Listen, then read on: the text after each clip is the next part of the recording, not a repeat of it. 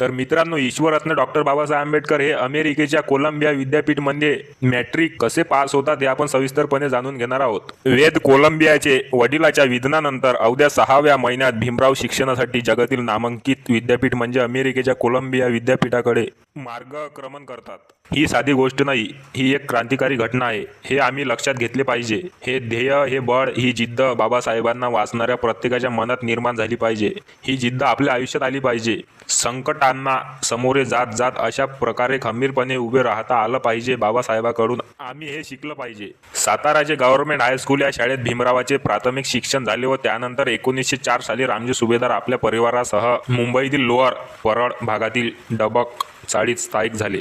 मग आता भीमरावांचा पुढचा शिक्षणाचा प्रश्न उभा राहिला. मुंबईतही तेव्हा अस्पृश्य विद्यार्थ्यांना सगळ्या शाळांमध्ये प्रवेश मिळत नव्हता. अखेरीस बऱ्याच प्रयत्नानंतर ओळखी काढून सुभेदारांनी एल्फिन्स्टन रोडवरच्या सरकारी शाळेत भीमरावांचा प्रवेश निश्चित केला. त्या शाळेतही अस्पृश्य म्हणून भीमरावास वर्गाच्या बाहेरच बसावं लागायचं. आता वर्गाच्या बाहेर बसून शिकणं नव्हतं तर शिक्षण महत्त्वाचं होतं.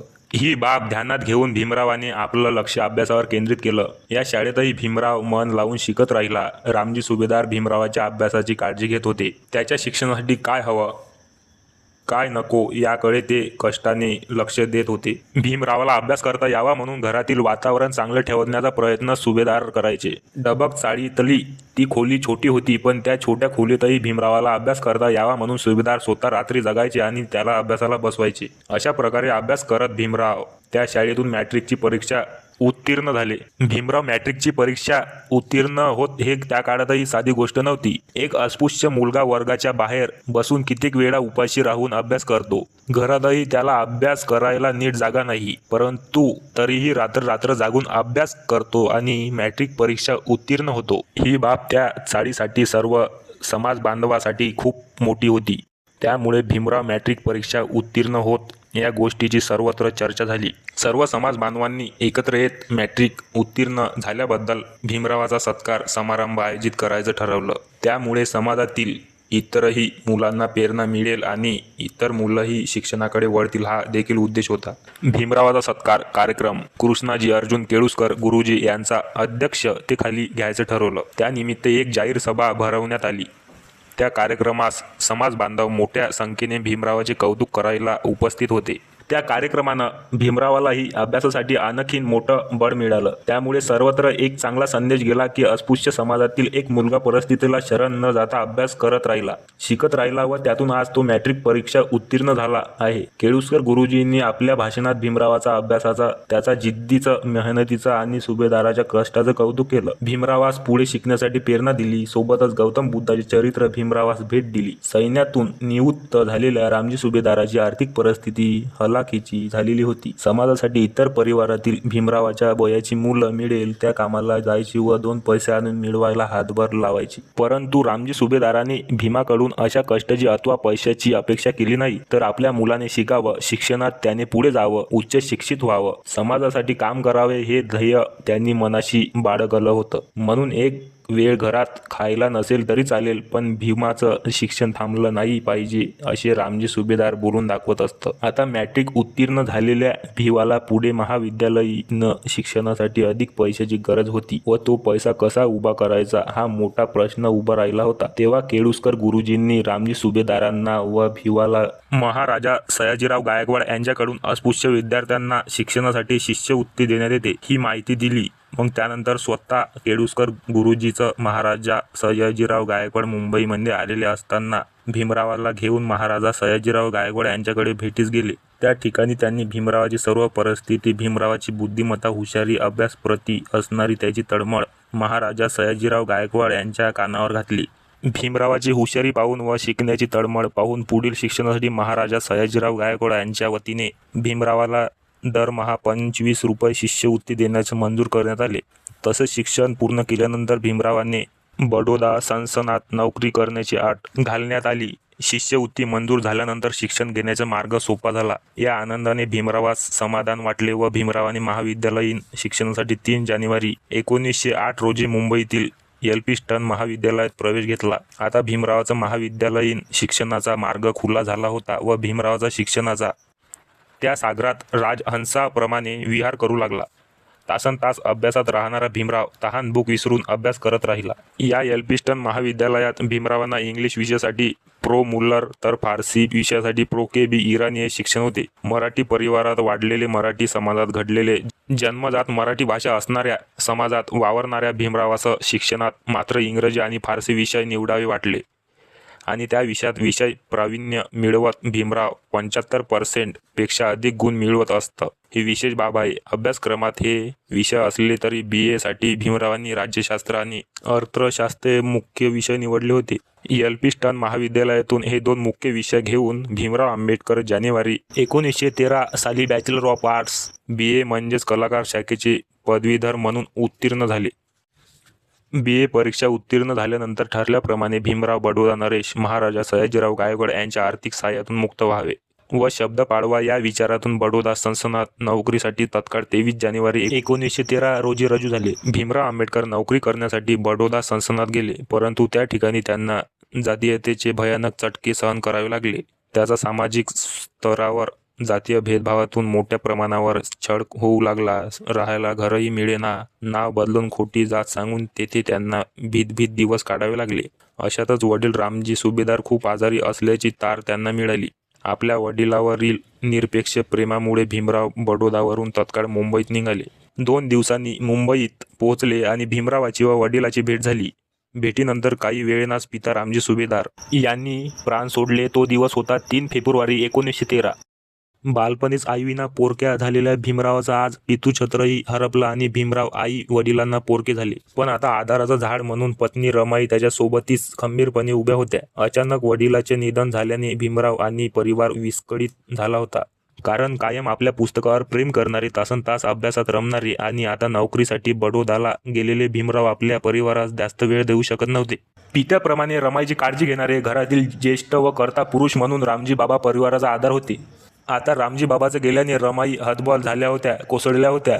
बडोदातील छळ, भीषण जातीवाद व इकडे वडिलाचे निधन या सर्व गोंधळात भीमराव पुन्हा लगेच बडोदा संस्थानात नोकरीवर रुजू होऊ शकले नाहीत. फक्त नोकरी करून पैसा कमवणे किंवा सुखी संसारात रमणे या गोष्टीत न अडकता आपल्याला पुढचं शिक्षण घ्यावं लागेल. फक्त भारतातीलच नव्हे तर जगातील महत्त्वाच्या विद्यापीठातून आपल्याला शिकावे लागेल, हे विचार भीमरावाच्या डोक्यात घोळत होते आणि भीमरावांना खुणावू लागले होते. अमेरिकेच्या कोलंबिया विद्यापीठ येथे आम्ही या गोष्टीचा कायम आवर्जून लक्षात घेतले पाहिजेत की रामजी सुभेदार यांचा परिवार जेव्हा मुंबईत डबक चाळीत स्थायिक झाला होता तेव्हा त्या ठिकाणी चाळीतील खोली ही 10 बाय 10 आकाराची होती. त्या 10 बाय 10च्या खोलीत नुकताच लग्न झालेले भीमराव, त्याची पत्नी रमाई, इतर भावंड, रामजी बाबा, शेड्या असा सारा परिवार एकत्र होता. ते एवढ्याशा खोलीत आपल्या मॅट्रिकची अभ्यास भीमराव कसा करत असेल हा प्रश्न आम्हाला पडला पाहिजे. आज आमची घर 1 BHK 2 BHK झाली. विद्यार्थ्यांना अभ्यास करायला स्वतःच्या वेगळ्या रूम आहेत, अभ्यासिका आहेत, पुस्तकासाठी मोठमोठी ग्रंथालय उपलब्ध आहेत. पण त्या काळात भीमरावांनी त्या एवढ्याच्या खोलीत कसा अभ्यास केला असेल? त्या खोलीत जर रात्री सगळेजण झोपले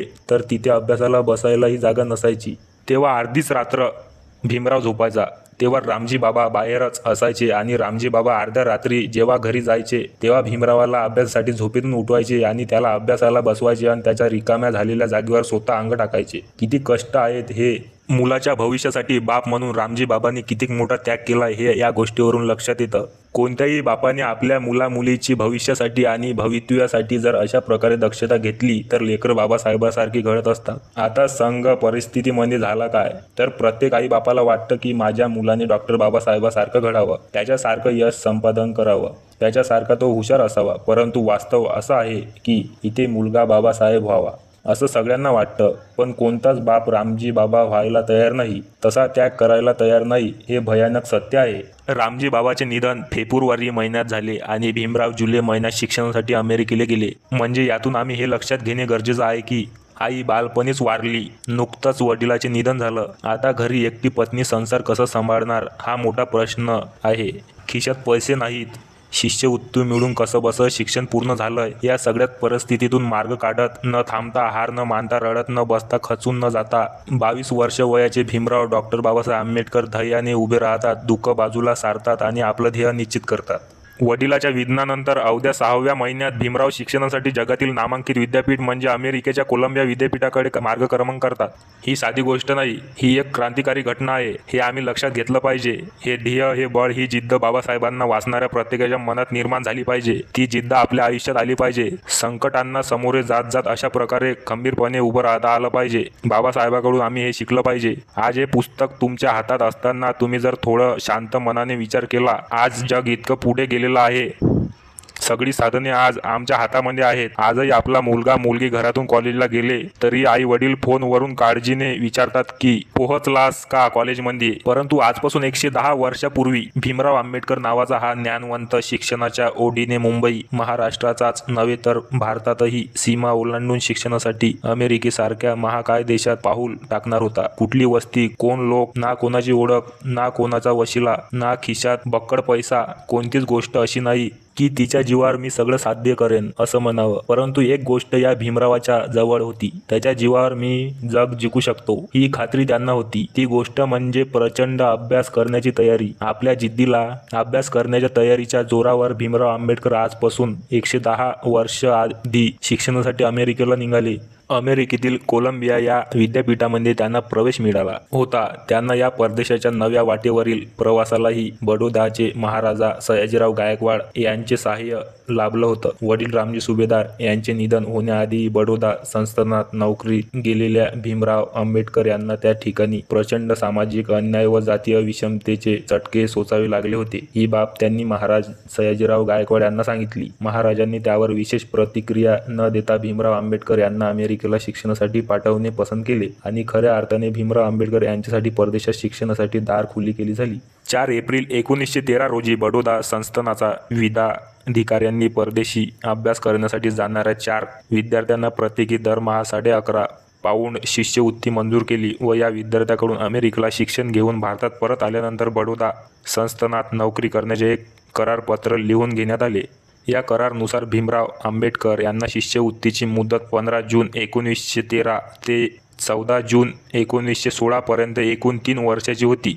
विचार करा, आजही महाराष्ट्रातीलच एखाद्या विदर्भ किंवा मराठवाड्यातील विद्यार्थ्यांना पुणे विद्यापीठामध्ये येऊन शिकायचं म्हटलं तरी कसे ॲडमिशन घ्यावं, प्रवेश कसा मिळेल, यासाठी काय करावे लागेल, तिथं माझ्या ओळखीचे कोणी भेटेल का, मला पुण्यात राहायला जमेल का, हे असे हजार प्रश्न पडतात. आज आम्ही डिजिटल झालो आहोत. आज आमच्या हातात मोबाईल आले आहे. एका क्लिकवरती जगातील कोणत्याही गोष्टी शोधता येते. सगळ्या प्रवेश प्रक्रिया मोबाईलवर करतात. परंतु ज्या काळात पत्र पाठवणे, तार करणे याच्याशिवाय संपर्काची कोणती साधन नव्हती. त्या काळात एका गरीब अस्पृश्य घरात जन्माला आलेल्या भीमरावांनी कसा ओलांडल्या असतील, या सगळ्या सीमा कसं साध्य केल्या असेल, हे सगळं हा जर एकदा विचार केला ना तर कळेन की सोपं नव्हतं हे साध्य करण्यासाठी त्यांनी जीवाचं रान केलं होतं. अखेर मुंबईच्या बंदरातून भीमरावांना घेऊन SS अकोना जहाज निघाला आणि 21 जुलै 1913 रोजी दुपारी 12 वाजता भीमरावाचं अमेरिकेच्या मातीत न्यूयॉर्क शहरात पहिलं पाऊल पडलं. ज्ञानार्जनासाठी आतुर असलेल्या राजहंसाला ज्ञानाचा महासागराचा किनारा लाभला. आता खऱ्या अर्थाने सुरू झाला होता भीमराव आंबेडकर ते बाबासाहेब होण्याचा प्रवास.